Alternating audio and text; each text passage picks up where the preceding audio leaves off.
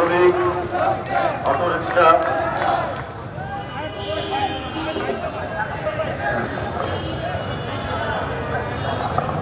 Rickshaw van, auto চালক দল আয়োজিত এই প্রতিবাদ সমাবেশের সভাপতি উপস্থিত রয়েছেন বিএনপির গুরুত্বপূর্ণ সব নেতৃবৃন্দ, সালাম ভাই, শ্রমিক নেতা শিমুল বিশ্বাস ভাই, ঢাকা মহানগর উত্তর দক্ষিণের নেতৃবৃন্দ ফিরোজ সহ এখানে সংগঠক যারা, সকলকে আন্তরিক প্রীতি এবং শুভেচ্ছা জানাচ্ছি। সন্ধ্যা সমাগত, মাগরিবের আজান আর কিছুক্ষণের মধ্যেই দেবে। আমার কিছু জন্য বলা হয়েছে প্রধান অতিথি হিসাবে, এ আর কত বলব। আমি এবং আমরা যারা কারাগারে ছিলাম, আমি শিমুল বিশ্বাস আরো যেসব নেতৃবৃন্দ, 6 তারিখে আমরা মুক্ত হয়েছি। 5 তারিখে শেখ হাসিনার পতন, তারপরে মুক্ত হয়েছে। আমরা আগের দিন পর্যন্ত, 5 তারিখের আগের দিন পর্যন্ত রিমান্ডে ছিলাম এবং আমরা জানতাম না আমাদের ভাগ্যে কি আছে। শেখ হাসিনার পতন না হলে আমাদের অধিকাংশের গলায় ফাঁসির দড়ি ঝুলত। এক ভয়ঙ্কর বিপদের মধ্যে দিয়ে আমরা গণতন্ত্রের জন্য লড়াই করেছি। 6 তারিখে যখন আমরা বেরিয়ে আসছি কারাগার থেকে, এত যে রক্তাক্ত ঘটনা, এত লাশ, ছাত্র জনতা, তার মধ্যে এত শ্রমিকের যে লাশ, এত রিক্সা চালকের যে লাশ, শেখ হাসিনা তাদের যে জীবন কেড়ে নিয়েছেন, লাশ ফেলেছেন, এটা পরবর্তীতে জানতে পারলাম। যাত্রাবাড়ি থেকে শুরু করে এই অঞ্চলে যখন যায়, বিভিন্ন বস্তি এলাকায় এই মানুষরা তো ভালো জীবনযাপন করতে পারে না। ওদের ইনকাম অনুযায়ী, তাদের আয় অনুযায়ী তো তারা পেট ভরে খেতে পারে না। প্রতিদিন রিক্সা চালালে হয়তো 1 কিংবা 2 বেলা খেতে পারে, কিন্তু এরাও গণতন্ত্রের পক্ষের এক দুর্জয় সাহসী সৈনিক হিসাবে নিজের জীবন যে দিয়ে দিতে পারেন, এইরকম অকাতরে নিজের জীবন আত্মদান করতে পারেন, এইটা আমি সেদিন দেখেছি। সেই বাসায় বাসায় একদিকে দেখেছি কান্নার রং, আরেকদিকে দেখেছি ওই পরিবারের কি অদম্য সাহস, কি আত্মপ্রত্যয়, যে তার স্বামী মারা গেছে, তার সন্তান মারা গেছে, কিন্তু তারপরেও তারা যে সত্যের জন্য, তারা যে ন্যায়ের জন্য লড়াই করেছে, সেইটা আমরা দেখেছি প্রস্ফুটিত হতে। তার মায়ের চেহারা দিয়ে ওই মৃত, ওই শাহাদাত বরণকারী রিক্সা চালকের স্ত্রীর চেহারায়, তার সন্তানের চেহারায় আমরা সেইটা ফুটে উঠতে দেখেছি। বন্ধুরা আমার, একটি কথা আছে আমাদের দেশে, প্রবাদ, যে ঢেকি চিনেন তো, যেখানে ধান ভাগে, সেই ঢেকি স্বর্গে গেলেও নাকি ধান ভাগে। আর এখন দেখি ঢেকি নরকে গেলেও ধান ভাগে। শেখ হাসিনা পালিয়েছেন 5 তারিখে। যে শেখ হাসিনা তার যুবলীগ ছাত্রলীগকে নানা প্রলোভন দিয়েছেন, আশ্বাস দিয়েছেন, তোমরা নামো, তোমরা প্রতিহত করো। প্রতিহত মানে তুমি গুলি করো, তোমরা হত্যা করো, এর ফ্রি লাইসেন্স দিয়েছেন শেখ হাসিনা। কিন্তু তারপরে আপনি নিজের বোনকে নিয়ে একা পালিয়ে গেলেন, যুবলীগ ছাত্রলীগকে ফেলে দিয়ে, শ্রমিক লীগকে ফেলে দিয়ে, মৎস্যজীবী লীগকে ফেলে দিয়ে, হাই আপনি নেত্রী, নিজের জীবন বাঁচাতে আপনি নিজে পালিয়ে চলে গেলেন, আর যাদেরকে দিয়ে আপনি হত্যা করালেন, জীবন কেড়ে নিলেন গণতান্ত্রিক কর্মীদের, সেই সমস্ত পুলিশ কর্মকর্তা 2 একজন পালিয়েছে, সবগুলোকে রেখে দিয়ে আপনি পালিয়েছেন। তা আপনি এরপরে যে দেশে আশ্রয় নিয়েছেন, সেই দেশ থেকে মাঝে মাঝে আওয়াজ তোলেন, আমি কাছাকাছি আছি, ভিডিও ভাইরাল হয়, সেই ভাইরালে শোনা যায় তিনি বলেন আমি কাছাকাছি আছি, দূরে নয়, নেতা কর্মীদের উজ্জীবিত করার জন্য। কিন্তু আর আগের মতো তিনি আর সাড়া পান না। 2 একটা দুর্বৃত্ত তো আছে, এই দুর্বৃত্তদেরকে তিনি আশকারা দেন, তুমি মারো, প্রতিহত করো, হত্যা করো। ইতিমধ্যে 2-3 জনকে হত্যাও করিয়েছেন এই দুষ্কৃতিকারীদের দ্বারা। আবার মাঝে মাঝে উনি গুজব ছড়ান, মিথ্যা কথা বলার তো অভ্যেস। ওই যে বললাম, দেখি স্বর্গে গেলেও ধান ভাঙে, ওই নরকে যাওয়ার পরেও ধান ভাঙছে, মিথ্যার ধান ভাঙছে। উনি বললেন, তার লোকেরা বলে বেড়াচ্ছে নির্বাচিত রাষ্ট্রপতি ডোনাল্ড ট্রাম্প নাকি বলেছে শেখ হাসিনা এখনো প্রধানমন্ত্রী বাংলাদেশ। তো এটা আসলে অন্য কিছুই না, এই মিথ্যাচার দিয়ে তিনি যেমন 15 বছর মানুষ গুপ্ত হত্যা, ক্রাস ফায়ার হত্যা বেড়েছেন, আর জনগণের সামনে এসে নিজে কান্নাকাটি করেছেন।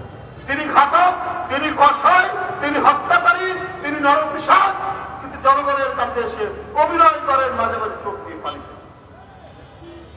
ডোনাল্ড ট্রাম্প এই কথা বলেছেন কিনা, এই জন্য একটা আন্তর্জাতিক গণমাধ্যম এএফপি এটার উপর গবেষণা করেছে না, এই কথা বলেনি।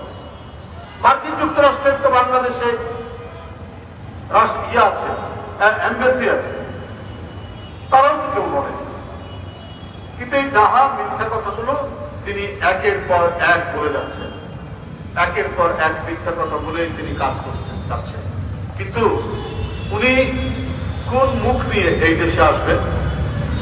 এদেশের জনগণ তো একেবারে নির্জীব, নিষ্প্রাণ, পাথর নয়। আপনার অপকর্ম, আপনার অপকীর্তি, আপনার ঘাতকের যে নিষ্ঠুর চেহারা 15 বছর ধরে বাংলাদেশের জনগণ দেখেছে। আপনি কত নির্মম হতে পারেন। আপনি নিজের ক্ষমতা, নিজের গতিকে নিশ্চিত করার জন্য আপনি অকাতরে আপনার পছন্দসই পুলিশ অফিসারদেরকে দিয়ে আপনি বলতে পারেন যে তোমরা হত্যা করো, তোমরা মারো, তাতে কোনো যায় আসবে না। আর তার পুলিশ কর্মকর্তারা বলেছে পুলিশ সদস্যদেরকে যে তোমাদের কাছে বন্দুক দেওয়া হয়েছে, তোমাদের কাছে গুলি দেওয়া হয়েছে, এটা পকেটে রাখার জন্য নয়। তাই মিছিলের আওয়াজ শুনলে, জনসভার আওয়াজ শুনলে নির্দ্বিধায় গুলি চালিয়েছে বেনজিরের পুলিশ বাহিনী, আপনার মনিরের পুলিশ বাহিনী, হারুনের পুলিশ বাহিনী। এইটা ছিল শেখ হাসিনার দুঃশাসন। ওই দুঃশাসন, ওই কলঙ্কিত অধ্যায়, ওই ভয়ঙ্কর ভয়াল যুগ কি আবার বাংলাদেশে আসবে? নিশ্চয়ই সেটা আর প্রত্যাবর্তন বাংলাদেশে ঘটবে না। বন্ধুরা আমার, ওইটা ঘটতে পারে না। এত লুটপাট। আপনার ব্রিটেনে ব্রিটিশ দ্বীপপুঞ্জ বলে একটি জায়গা আছে, ব্রিটিশ ভার্জিন দ্বীপপুঞ্জ। ওইখানে শেখ হাসিনার অত্যন্ত ঘনিষ্ঠ লোক, অত্যন্ত প্রিয় লোক, প্রিয় ব্যবসায়ী, যাকে একের পর এক মনে করছে অন্যের ব্যাংক কেড়ে নিয়ে তাকে দিয়ে দেওয়া হয়েছে। সেই আলমের প্রায় 18টি ব্যবসা প্রতিষ্ঠান পাওয়া গেছে। 18টি ব্যবসা প্রতিষ্ঠান পাওয়া গেছে। আপনার কি বলে দরবেশ সালমানের রহমান বাংলাদেশের শেয়ার বাজার আত্মসাৎ করেছেন, ব্যাংকগুলো লুট করেছেন, একতরফা ভাবে টাকা পাচার করেছেন, কিন্তু উনাকে সাথে করে আর দিয়ে যায়নি। উনি ধরা পড়ে গেছেন। শেখ হাসিনা জানে যে বিশ্বের কোন কোন দেশে, কোন কোন ব্যাংকে কোথায় কোথায় টাকা আছে। এখন তো শেখ হাসিনা মজায় আছে, কারণ সালমানের রহমানের আলমের টাকা, সেই টাকাগুলো তিনি ভোগ করবেন। আরো যেগুলো বিদ্যুৎ কেন্দ্র বানিয়েছেন তার ঘনিষ্ঠ লোকজনদেরকে দিয়ে সেই টাকা তিনি এখন সেখানে ভোগ করবেন। এই কারণেই তাদেরকে অবাধে বাংলাদেশের অর্থনীতি, জনগণের টাকা, বাংলাদেশের আর্থিক খাত লুট করার সুযোগ করে দিয়েছে। এখন কারাগারের ভিতরে নাকি সালমানের রহমান খুব বহাল তবিয়তে আছে, সেইখানে নাকি নানা তৎপরতা চালাচ্ছে। হতেও পারে আপনার এই যে গার্মেন্ট সেক্টর অস্থির হয়ে আছে, প্রতিদিন রাস্তা অবরোধ, পথ অবরোধ একটার পর একটা ঘটে যাচ্ছে। এগুলো অস্থিতিশীলতা করার জন্য সালমানের রহমানদের যে ভূমিকা নেই এটা বলা যাচ্ছে, কারণ প্রায় 90% গার্মেন্টস ফ্যাক্টরি হচ্ছে এই আওয়ামী ঘনিষ্ঠ মানুষদের, যাদের সাথে সালমান এফ রহমানের সম্পর্ক আছে। আপনার 343 জন যাদের ব্যাংক অ্যাকাউন্টে, এটাও গণমাধ্যমে উঠেছে, প্রায় 14,500 কোটি টাকা আটকে পড়ে আছে, আটকানো আছে। মানে তাদের ওই অ্যাকাউন্ট, যে সে অ্যাকাউন্টের মধ্যে অবৈধভাবে সেগুলো সেখানে রক্ষিত আছে। এগুলো সব শেখ হাসিনা এবং শেখ হাসিনার ঘনিষ্ঠ লোক, ক্ষমতাসীনদের ঘনিষ্ঠ লোক। এই 15-16 বছর এত কিছু করার পরেও গোপনে নানাভাবে যেগুলো লোকচক্ষুর অন্তরালে ছিল এবং মিডিয়ার অন্তরালে ছিল, সেগুলো কিছু কিছু হয়তো এখন বের হচ্ছে। কারণ মিডিয়াও স্বাধীনভাবে কাজ করতে পারেনি শেখ হাসিনার আমলে। জেলে যেতে হয়েছে, কারাগারে যেতে হয়েছে, চাকুরিচ্যুতি হয়েছে, কারণ তার মালিকরা অধিকাংশই হচ্ছে আওয়ামী লীগের এমপি, আওয়ামী লীগের লোক, আওয়ামী লীগের ঘনিষ্ঠজন, শেখ হাসিনার পেয়ারা মানুষ, আদরের লোকজন তারা। তো সুতরাং তখন তো এগুলো বের হওয়া অত্যন্ত মুশকিল ঘটনা ছিল, কিন্তু এখন তো আস্তে আস্তে বের হচ্ছে। কিন্তু এত বিলম্ব হচ্ছে কেন, এত দেরি হচ্ছে কেন? আমি বাংলাদেশ ব্যাংকের গভর্নরকে বলতে চাই, ব্যাংক বিমায় নির্বাচন করে হচ্ছে শ্রমিকরা, শ্রমিক কর্মচারীরা। গতকাল গণমাধ্যমে একটি নিউজ দেখলাম যে অফিসার করলেন কি একটা সমিতি, তারা নির্বাচন করেছেন, সেখানে আওয়ামী লীগের সমর্থিত লোকরা বিজয়ী হয়েছে। তো এটা কি করে সম্ভব? হ্যাঁ, 15 বছরে ছাত্রলীগ যুবলীগ দেখে দেখে অফিসার নিয়োগ করা হয়েছে, সবকিছু নিয়োগ করা হয়েছে, কিন্তু এই নির্বাচনটা হলো কি করে?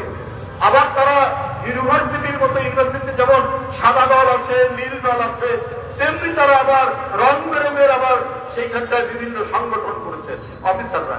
এইটা আমিও ব্যাংকের চেয়ারম্যান ছিলাম, আমি কখনোই ব্যাংকের অফিসারদের একটা কল্যাণ সমিতি থাকতে পারে, কিন্তু সেখানে রং বেরং, নীল দল, সাদা দল বা কোন রাজনৈতিক দল, তাদের কোন সংগঠন থেকে আমরা জানি না। এইটা উদ্দেশ্য প্রণোদিত। বাংলাদেশ ব্যাংকের গভর্নর সাহেব, আপনি অনেক মাঝে মাঝে দেখি আপনি আন্দোলনের যে স্পিরিট, সেই স্পিরিট অনুযায়ী কথা বলেন, এই জন্য আপনার ধন্যবাদ চেতনা। কিন্তু আপনার ওইখানে কি হচ্ছে? তারা এখানে নির্বাচন করছে, আবার ফলাও করে বলে যে তারা নাকি আওয়ামী লীগ সমর্থিত নীল দল সেখানে জিতেছে। আজকে যে ঘাপটি মেরে থাকা যে টাকাগুলো, এই টাকাগুলো পাচারের ক্ষেত্রে এই লোকরাই জড়িত আছে, এদেরকে অ্যাপয়েন্টমেন্ট দেওয়া হয়েছে। 15-16 বছর ধরে তারা এখনো ভিতরে ষড়যন্ত্র করছে। আপনি তাদেরকে চিহ্নিত করে তাদের বিরুদ্ধে ব্যবস্থা নিচ্ছেন না কেন? কি এমন ঘটনা হয়েছে যে এই মুহূর্তে দম্ভের সাথে বলতে পারে? এর কারণ কি? এর ঘটনা কি? কোথায় কি হচ্ছে? আমরা শেক্সপিয়ারের একটি হ্যামলেট নাটকের একটি ডায়লগ প্রায় বলি, something is rotten in the state of Denmark. ডেনমার্কে কোনো কিছু পড়ছে, কোথায় কোনো কিছু পড়ছে, পচনের গন্ধ পাওয়া যাচ্ছে, মানে কথাটা বললে এরকম হয়। তো যদি পচনের গন্ধ, তাহলে কোথায় আছে, কিভাবে আছে, কোন জায়গায় পড়ছে? ওই পচর বন্ধ করে আপনারা কেন ব্যবস্থা নিতে পারছেন না? আজকে এতদিন লাগে কেন? আজকে সালমান এফ রহমান, আজকে আজিজ খান, আজকে একের পর এক যারা আঙ্গুল ফুলে কলা গাছ হয়েছে, আর সেই কলা গাছ হয়েছে তারা আপনার ন্যায় এবং নৈতিক ব্যবসা বাণিজ্যের মধ্যে দিয়ে নয়, যারা হয়েছে নৈতিক ব্যবসা বাণিজ্যের মধ্যে দিয়ে শেখ হাসিনা যাকে আনুকূল্য দিয়েছেন, তারাই আজকে লুটে পুটে চেটে টাকা পাচার করে আজকে কেউ বিদেশে অবস্থান করছে, নানাভাবে তারা অবস্থান করছেন। এবং এই দেশে আইন শৃঙ্খলা বাহিনী তাদেরকে তিনি সুযোগ দিয়েছেন যে তোমরা মারো, ধরো, আমাকে ক্ষমতায় রাখো, আর তোমরা লুটপাট করো। এই টাকাগুলো কই? এই টাকাগুলো আজকে আপনারা এখন পর্যন্ত ধরতে পারেন না। কিন্তু জনগণের যে সাফারিং, সে সাফারিং ঠিকই আছে। আলুর কেজি তো 70 থেকে 75 টাকা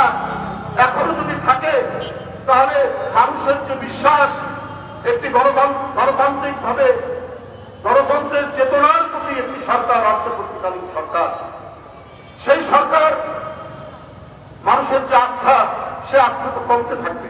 আজকে ডিম, আজকে তেল, এইটা কয়েকটা কোম্পানি এখনো নিয়ন্ত্রণ করছে দাম। সেই কোম্পানিগুলোকে আপনারা ধরছেন না কেন?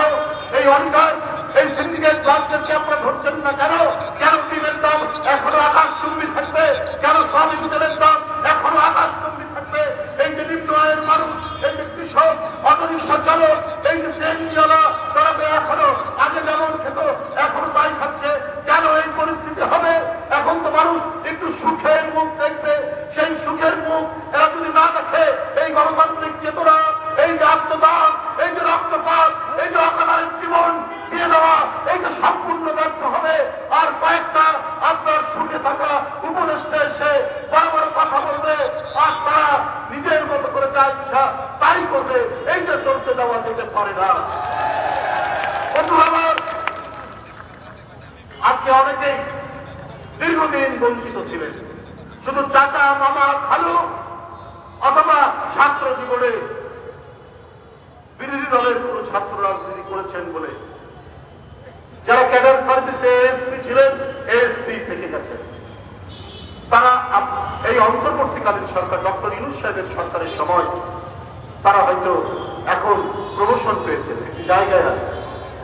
কিন্তু দেখা যাচ্ছে যারা বঞ্চিত ছিল, যাদের প্রমোশন হয়নি, পদোন্নতি হয়নি, তাদের উপরেই আপনার বেশি অ্যাটাক করা হচ্ছে। কোন উপদেষ্টা এই জিনিসটা তারা করছেন, তাদের বিরুদ্ধেই বেশি ব্লেম দেওয়া হচ্ছে। আমরা দেখতে পাচ্ছি, আমরা স্পষ্ট ভাবে দেখতে পাচ্ছি, ছাত্র জীবনে হয়তো ছাত্র দল করেছে, কিন্তু তো মেধার জোরে, সেই তো মেধার জোরে আপনার সে বিসিএস পরীক্ষায় উত্তীর্ণ হয়ে এসছে। তাকে 15-16 বছর হয়তো পদোন্নতি দেওয়া হয়নি, শুধুমাত্র তার ছাত্র জীবনের ব্যাকগ্রাউন্ডের কারণে, অথবা চাচার শ্বশুর অথবা মামার শ্বশুর বিএনপি করে, এই কারণে দেওয়া হয়। এখন তো তারা একটি জায়গায় থাকবে। এখনো দেখা যাচ্ছে চুপচাপ ঘাপটি মেরে থাকা, আন্দোলন সংগ্রামের কোন স্পিরিটের সাথে যাদের কোনো সম্পর্ক নাই, খালি শুনি তারা সুশীল সমাজের লোক, তারা হলো গুণীজন, তাই তাদেরকে উপদেষ্টা করা হয়েছে। এই গুণীজন উপদেষ্টারা তারা তো চাকরিজীবীর মতো তারা কাজ করছে, কিন্তু বিপ্লবী সরকারের উপদেষ্টারা হবেন বিপ্লবী। তাদের চেতনা থাকবে অত্যন্ত গতিশীল চেতনা। তা না করে বাংলাদেশে কি আর উপযুক্ত লোক নেই সরকার চালানোর জন্য, যে তাদেরকেই বাছাই করে নিয়ে এসে তারা এখন তাদের পছন্দ মতো কাজ করবেন? এটা আমরা ডক্টর ইউনূস সাহেবের কাছে আমরা আবেদন জানাতে চাই, আমরা তার কাছে অনুরোধ জানাতে চাই। গণবিচ্ছিন্ন মানুষ কোনদিনই জনগণের উপকারে কাজে লাগে না। গণবিচ্ছিন্ন মানুষ কখনোই কল্যাণকামী এবং বিপ্লবী কোনো কাজ করতে পারে না। বন্ধুরা আমার, আমি বক্তব্য দীর্ঘায়িত করব না।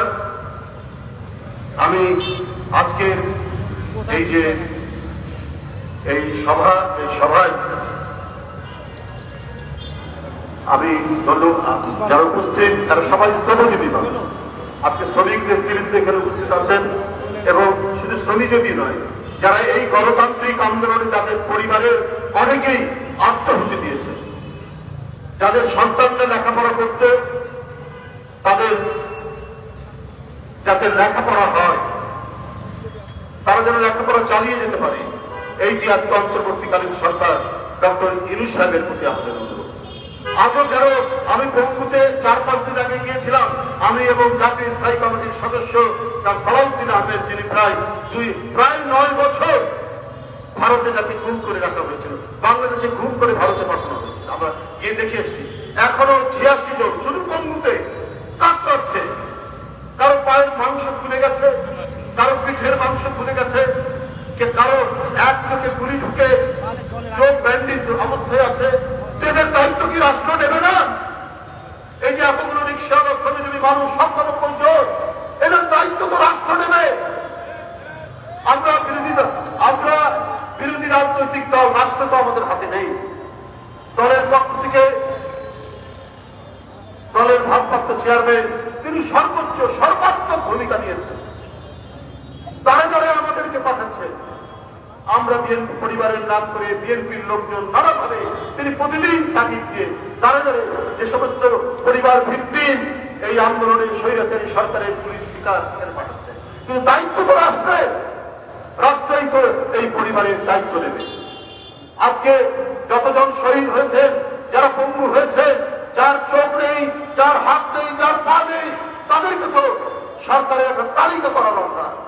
সেই তালিকা করে তাদের হয় মাসিক ভাতা বা পরিবারে কেউ উপার্জনক্ষম থাকলে তাকে উপার্জনের ব্যবস্থা করা, এটা তো সরকারের দায়িত্ব।